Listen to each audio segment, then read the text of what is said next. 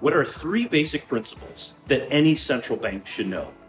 I am Jeffrey Roach, Chief Economist for LPL Financial. I'm here in the UK, where the Bank of England is top of mind here for businesses and individuals alike. In this Econ Market Minute, I will give you three general principles for central banking. But first, here's a quick update on the Bank of England. The Monetary Policy Committee just raised rates by only 25 basis points to a mere 1.25%, while inflation here is expected to rise above 11% on a year-over-year basis. Clearly, compared to the Federal Reserve, the central bank here is much slower in tightening, while at the same time, inflation rates here are much, much higher. So the first general principle in central banking is that adjusting monetary policy too quickly in either direction could hurt the economy and puts the central bank in a precarious position with higher risks of breaking something in the economy.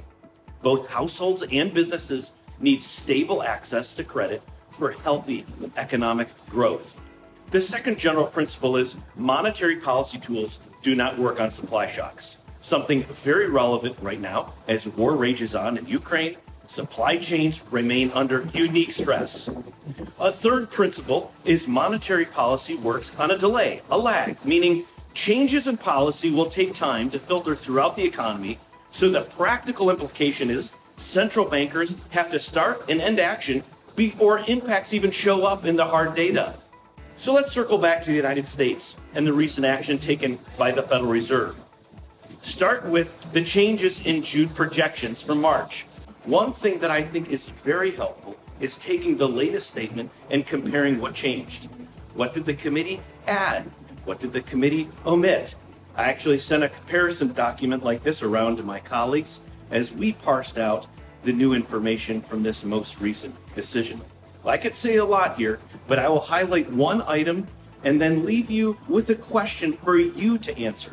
So the curious change for me was in the summary of economic projections.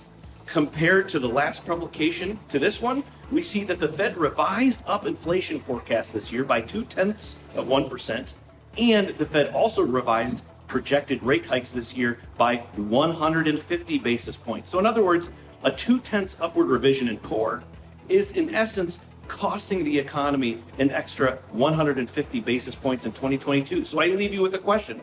In the end, will it be worth the cost?